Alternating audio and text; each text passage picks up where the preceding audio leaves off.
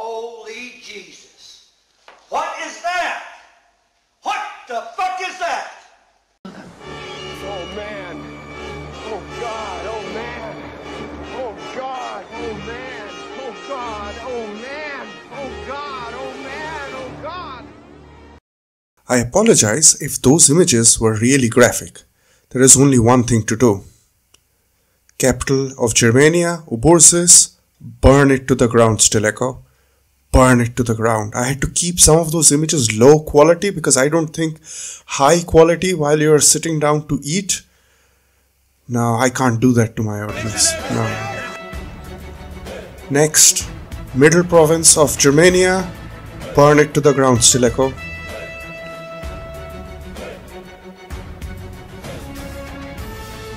Beautiful. Last town of the Thuringians, that's what we're going to do today. Burned to the ground. Oh, I've saved you guys. I've saved all of humanity. All of Germania is burnt to the ground. Perfect! No more German food. Ladies and gentlemen, lovers of war, traders of great renown, I, the Strategic Indian, bid you welcome to my channel, where our motto is think, practice thinking. If you like the content, please do not forget to like and subscribe. Also, leave a comment, which will greatly help with the almighty YouTube algorithm. The gravest of threats to the Roman world has just been detected. No, not the Huns or the lily-livered sassanids using a bunch of pagan bands to clear a barricade. Why does everybody come up with the same answer? Western Roman Separatists are easily the most dangerous faction. Also, our run almost ended with the Varinians. This is something far more worse. Something far more dangerous than the Varinians. German food. I have therefore decreed to send a cybernetic organism, a terminator, by the name of Flavius Stilicho, back through time to ensure this abomination does not afflict the world in our present day. If you are receiving this message, then it means Stilicho has met with partial success. While German food is universally derided, it still holds sway over a small part of the world. Our honorable inquisition is hunting down these remnant heretics as we speak. Citizens of the larger world, rejoice!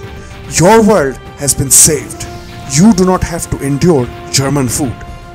The Western Roman Empire continues on its benevolent path of total war and eradication of every other faction on the map. Stay tuned for the coming episodes when another Terminator shall be sent to Sweden in the land of the Geats so that Sturstroming never comes into existence. Oh, and by the way, yeah, we also eliminated the Thuringians and burned down all of Germania. So last time we mastered the water element and we beat back the Grathangian navy, which pulled a quick one on us. Now, Thuringians are coming in for the fight. This is the last roll of the dice for them. I can see they have raised another army in the back, which I think we'll have to go for. And this is the last force projection that they can do. We are still on the side of the river where we fought the Saxons, and that does not give us any river defense because we are on the other side. So I'll cross the river to see if... Okay, so they do reach us. I expected it because, yeah, it's really right in the back door. Forces are really not on our side. They have cavalry and a gigantic number of peasant hurlers. That's what they do. They just manufacture those. And that is actually an opportunity because as soon as we take out their cavalry, we then can go after all of these hurlers. These hurlers will not be able to stand up to our charges. We are going to do our grouping, our projectiles. We will hide in the clump of forest. while we move the infantry all the way to the back, because I need time for my cavalry to do its job. So I don't want them to come and start firing on my boys, because then they will completely shred apart. Even if the competency spears are in testudo, I don't think they will fare very well against these hurlers. So our JFCAV, which is able to do guerrilla deployment, is moved farthest forward. This way we will be able to use one to entice. We will hide a raider unit in a clump of trees, so that we can in the high ground over there, so that as soon as I have the geography suiting me, I'll be using these hidden assets. So the JFCAV are able to defend themselves. That's why I like to use them for these preliminary actions, because if I get entangled, they can still throw some javelins, and while they are running away, they have Parthian shots, so they can continue to fire a javelin while moving in the opposite direction. There, I can clearly see I'm moving my javelin, creating a small trap. There, cavalry is now going uphill, so that's an advantage, but I'll still wait because they are within range of their hurlers, so that's where I don't want to fight them. So the JFCAV will continue to pull them farther and farther away from the protective line of hurlers. Our Hunnic horses will start going on fire shot, keeping a safe enough distance.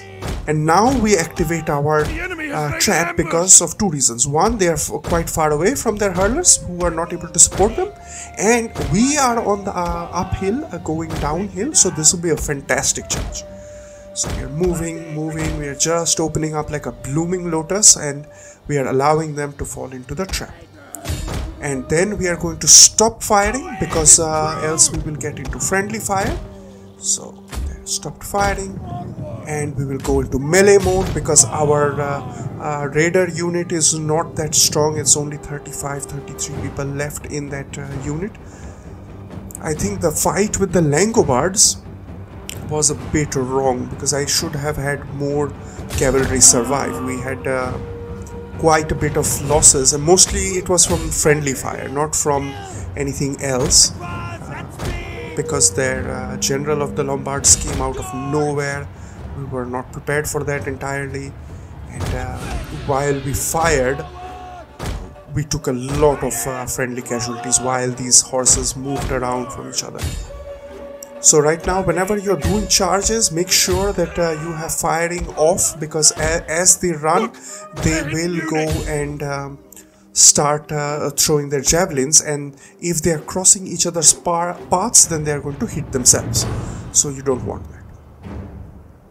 Everybody is now converted into a melee cavalry, so even our JFCAV, although they have ammunition left, we are just going to make sure that they are all shepherded into one place, and they are continuously kept on the move. So if I see some javelin, some of their hurlers are about to throw their projectiles, we are going to move forward so that they trigger their skirmish ability and begin to run away, which gives our now melee cavalry time to counterattack. So you can clearly see that our JFCAV are doing work. Our Hunnic archers went through the crowd to go to the hurlers at the back, and they have found out our line of projectiles. So they are firing on our line, and therefore I opened them to open fire. I don't like that entirely, because this is a very cheap hurler unit, and I don't want to waste my projectiles on it, but I have no cavalry to support. I cannot do anything under these conditions. All of our cavalry is still very busy. They are not able to do very well, even if they are pulling off the charges, especially our raider cav, because yeah, they don't have numbers. Their general and one unit of infantry is really on the mission, trying to protect their hurlers from becoming game. And now we see a big danger, one of the Germanic brigands, so that's a javelin unit, moving forward towards our Hunnic cav. Therefore we moved it immediately, leaving that hurler unit behind. We disengaged from that fight and we went for the Germanic brigands, because that is a far more powerful projectile. If they got one volley, it would be game over. So I have to ensure that that unit is kept busy in cavalry, by the cavalry. And meanwhile, yes, so our projectile has dissolved their hurlers who were firing on us.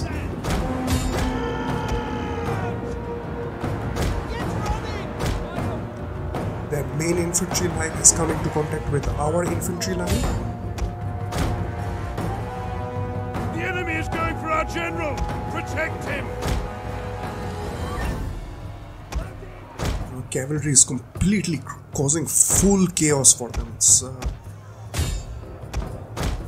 And whatever unit is coming back to fight, I have to ensure that those hurlers are unable to take off shots. So as soon as any cavalry unit is available in whatever role, either they are in melee, then they switch to the next unit which is getting ready to fire, and the cavalry which is say free. So we now have a little bit of time whereby most of their projectiles are gone. We are now going to move towards the general to start donating our ammunition to the general, because he likes to get some donations. Also make sure that the javelins and the cav, the Hunnic cav that we have their skirmish mode on. So for example here they had their melee mode on, so they are going in for the charge, because that's what exactly they're supposed to do. So I switch that off, and now I go and put them on skirmish mode so that I don't have to micromanage. Meanwhile their infantry line is getting shot at the back by our projectiles, so that is going to be very, very devastating to them. Our raider cav has finally given way, because yeah, there was really, they didn't have the numbers and they did the best job that they could.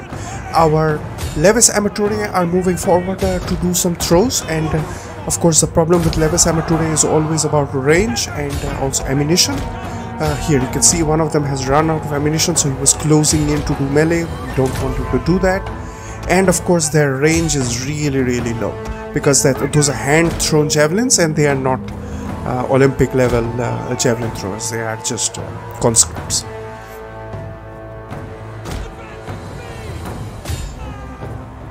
So our infantry line is now saved, because if those hurlers had moved in and set up shop near our infantry, it would have been completely devastated.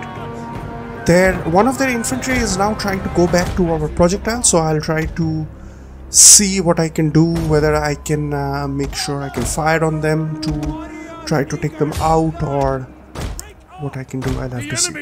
One of the most important points about this fight is that nobody can escape.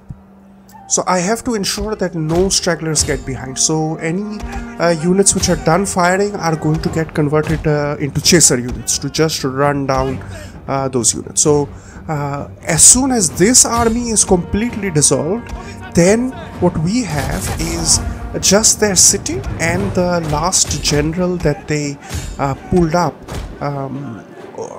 and recruited. So that general we will kill along with the city garrison, and that is how we will be able to eliminate this faction. Nobody has to leave, because if anybody leaves then they become a horde, and given our experience with the Varinians, yeah, that's the last thing I want in my life. So most of our projectiles are done firing. It's really sad that we had to do an emergency firing with the projectiles on that one hurler unit which got nearby, because I had no cavalry to support.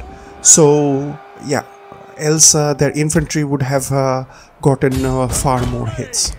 So we have full command. Our infantry line is holding them in place. Stilicho has moved in And let's move in for a hammer and anvil charge. The JFKF comes in, and that's a beautiful charge. We go in all the way to the end of the line, and yeah, this is it. This unit will dissolve. That will leave one of their infantry, which we are going to hammer and anvil with cavalry, because I want to save my infantry, because they still have to do the fight with the Thuringian city. So the general is the last one now remaining, and we are going to go into hammer and anvil.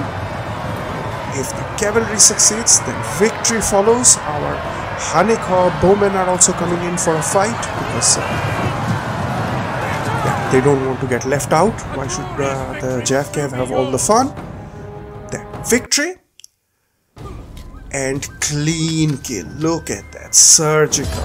The whole army is gone. Whole army is gone. Now we'll do a little bit of look-see. The emperor is still in under siege. We are going to join up our two Balkan armies. So we are going to come back near Sirmium, because we destroyed the Gepids. They will stop their infantry spam. And while we went ahead and fired all of the infantry and projectiles of this thing, we did that so that we would get a gigantic amount of upkeep back. We are going to also fire these expensive JFKs, because I like that I love gold. this army will start training scout equities, because I want to make a full cavalry army. But now it is time to extinguish the lights on Lupfordium, and I'm going to outline in a schematic how we are going to do this fight, because if we go in there without a plan, that is not going to be enough. This is the last stronghold of the Thuringians. It is the same design as that of the Cadians, for example. So it was the same architect, and then this guy commissions this architect and comes over like, what do you want? I want it just like the Cadians. Okay, you don't want it different? No, I just want it like the Cadians. So this is the Thuringian city. What it has got going for it is that it has got an incredibly defensible stronghold and a very good tower placement. So any direction that you approach from, you will get hit by towers. So what we are going to do is this is protected by quite a strong garrison, and Stilicho is pretty weak. So of course we pull out all of the provolone, and we expect the king to be coming in from the west, and that we know from the campaign map, because he was placed on the left hand side when we were facing the city, so he should come in from the west. We are going to again interpose ourselves on two directions. So the cavalry will be in plain sight on the western direction, whereas the projectiles and the infantry is going to be in the east, hidden in these clumps of trees. So the AI basically just sees the horses, gets a clear chance, and then comes out of the city to attack. So the cavalry is therefore kept in plain sight, and it will immediately go after the king. And of course it can move very fast, it can take advantages very fast.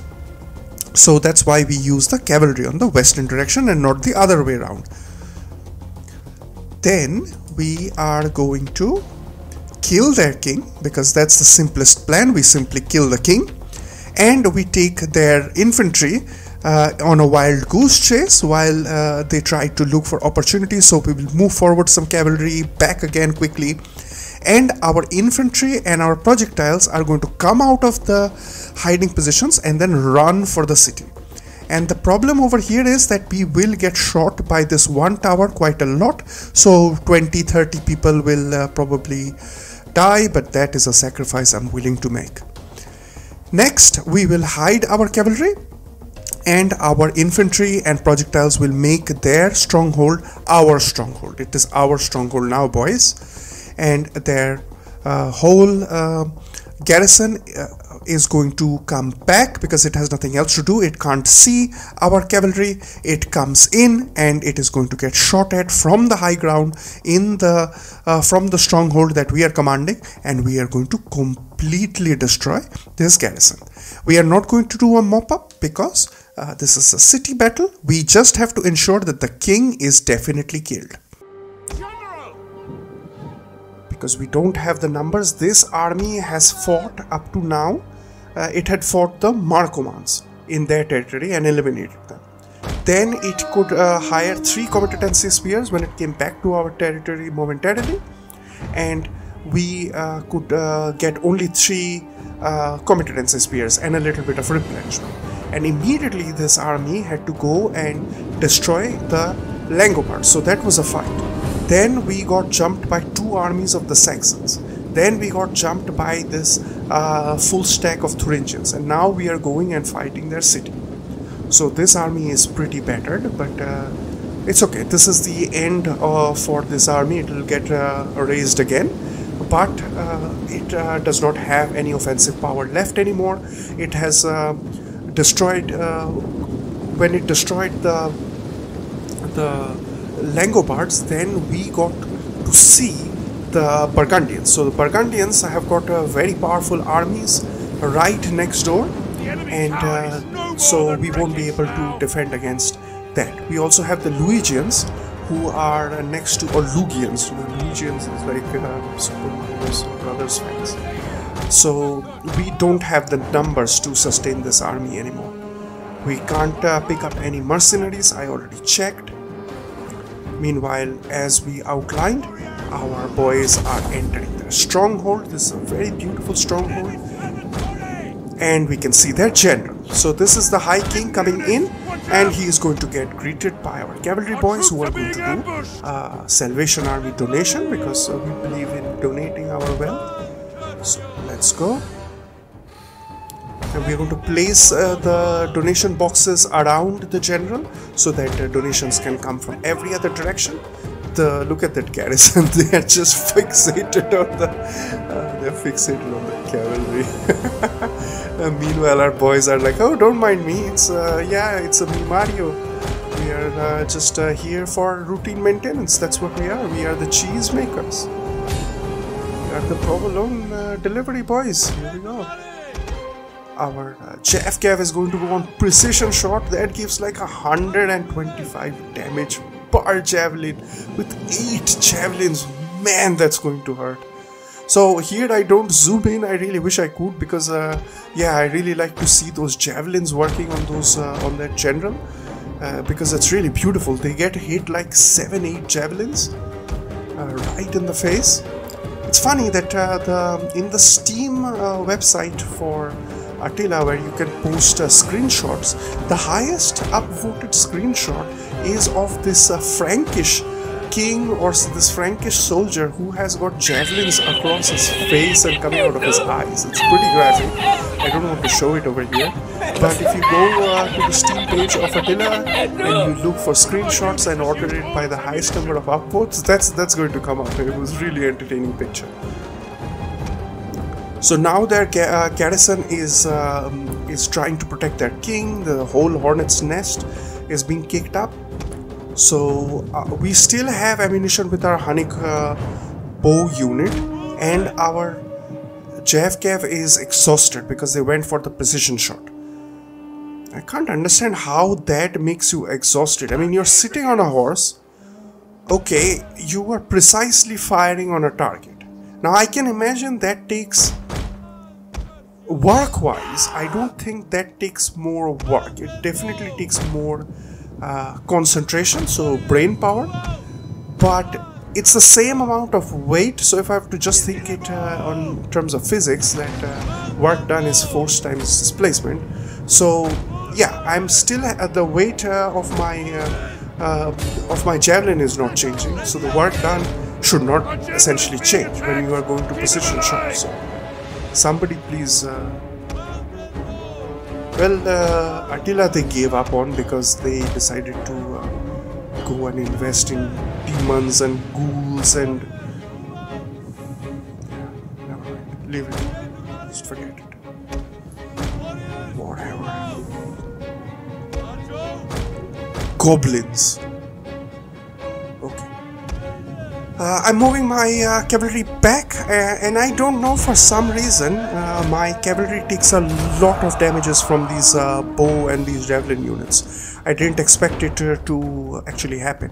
Probably it's because they have so low numbers. Okay, so we are now going to send our cavalry into hiding. Our Hunnic horses have moved towards the general. There is the last two of them running. We fired a volley. He is trying to clear a fence, and beautiful, we got the guy in the back. This guy will never enter Valhalla because he got shot in the back. The enemy general. That's it. So the incoming army is completely gone now. We are now going to hide our cavalry, and here comes their garrison to fight with our infantry blocking of the stronghold with our projectiles sitting on the ramparts. This is going to be murderous fire.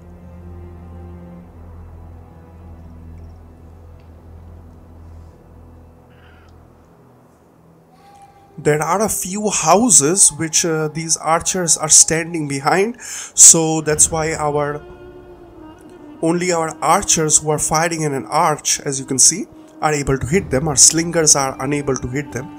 The fire is a bit diffuse, and what I was thinking is, what I could have done is that instead of hiding the cavalry out back, I should have put them in the stronghold, because no matter what happens, if they are trying to return to the stronghold, the ones who are going to come back first are their projectile units. So if I had my cavalry inside the stronghold, they could have charged out right now, and these guys would not be supported by their infantry, and I would have killed them for no shots fired, so that I could donate all of those shots to the infantry of the garrison who are now coming in. But you can clearly see, look at the volume of fire. There are slingers firing, there are archers firing.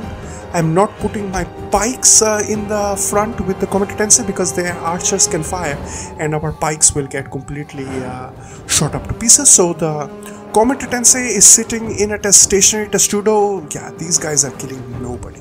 They were able to kill our horses for some reason, but yeah, I'm gonna go in slow and let's enjoy this. These are going to be just blood bags, just getting penetrated by these javelins and these slingers. They are really cruel. They are really. And this is point blank range. They are getting shot at from under 5 to 6 meters. It's like 20 feet, right? 6 meters is 18 feet. Yeah, something funny. So India always uses the metric system, except for body temperature and while telling the dimension of people's heights. So if only people's heights, the rest are in kilometers. So roads and things are in kilometers. But you say height as foot and inches, right? Yeah, so, but if it's really tall, so how big is this building? Well, it's 50 meters. How tall are you? Well, I'm 5 foot 6 inches or whatever. I'm a midget, I'm 4 foot tall. So, and body temperature we do with Fahrenheit, but not day-to-day temperature. So what is the temperature today? Oh, it's really hot. How much is it? Oh, it's 32 degrees centigrade. But yeah, my son has got a fever. And how much is it? Oh, it's 101 Fahrenheit. So the funny thing is, as a scientist, I find that really funny because yeah, Fahrenheit, yeah, makes no sense. 32 Fahrenheit for water boiling is the funniest thing ever, right? But what you do have going for Fahrenheit is that normal body temperature is like 98 to 100. So if you have 100, then you're fine, and then 101. That means you've got a fever. Up to 104, then you are like delirious. But on the centigrade scale, that is really squished up. So if you have a fever, then you are like 39 degrees and 40 degrees, then you are like delirious with fever. That's tremendously bad. And I think 40 degrees you're like dead or something. So over 2 degrees you have to you have to make that information clear how much of a fever you have. But so there the Fahrenheit scale is actually better because the scale is wider and you are able to discern the different levels of fever. So that's why India takes the best of both worlds, both the imperial and the SI system. But of course it does it both unlike the Americans or like the Europeans who use one or the other. So use the best. I think we also did that for our constitution, that it's the longest constitution of the world, and it took in elements of the American constitution, which was extremely flexible, and it also took in parts of the British constitution, which is extremely rigid. So it uses the best of both worlds.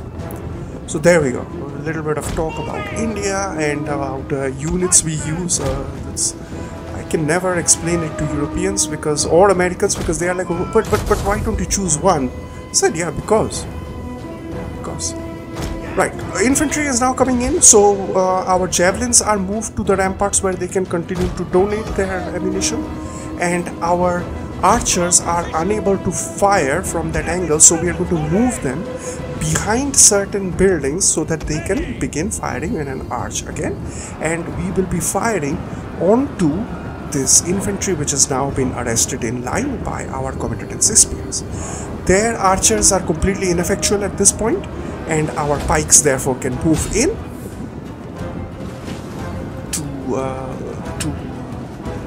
to support our combatants' spears. Our general is moved in so that the archer can fire at our general. I'm completely confident that our general will not get killed at this stage because yeah, there are like 20 archers, and this guy is in full strength and he is in mobile testudo. It's so incredible that riot police still uses this mobile testudo and these Roman crowd control tactics which you see with this testudo and attacking testudo is still being used. That's how influential the Roman Empire was. So now I see that some of my fire is coming in a way I don't want it, so our boys are getting hit in the back, so I move them so that they can fire in an arch over the head of our boys and into their heads preferably. Everybody is clumping up right now. These boys are going nowhere. Our cavalry is coming in like angels of death to take out their last remaining archer unit, and if I can then I will do a hammer and anvil, although I don't need to because I still have a lot of projectiles left. If I try to do a hammer and anvil, some of my horses will die just jostling with each other trying to get at the enemy, but anyways, it doesn't matter. This army is going to be disbanded anyways. I'm going to move the Haneka horses to the back so that they can come to the back of the army blob that has formed, just to save time. Okay, the axe unit is somehow still functioning. Our javelins are throwing their projectiles, but we will just hammer and anvil it.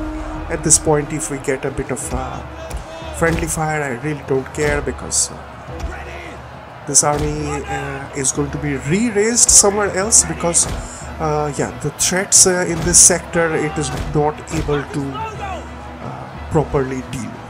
I was actually thinking of capturing this place because this is the same kind of geometry. This is the same thing that we did with the Caledonians, but the Caledonians have far less function. So over here, for example, if I took this and held it, then it could be a gigantic defensive point against hordes of armies who would come.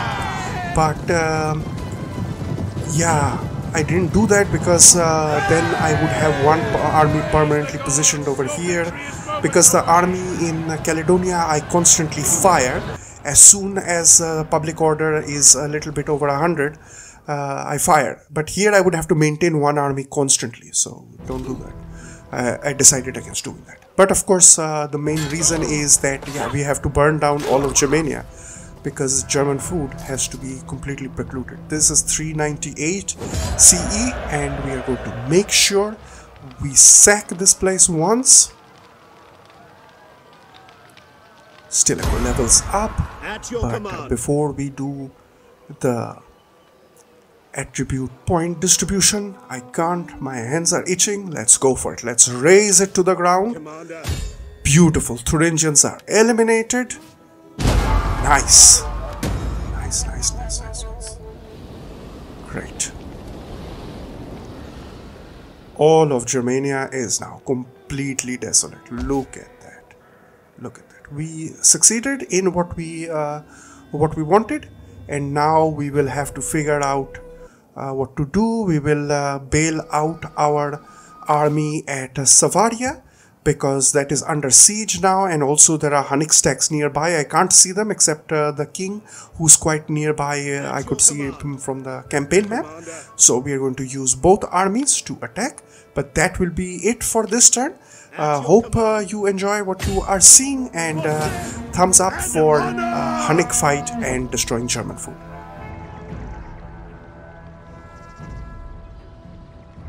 This has been the Strategic Indian, signing out.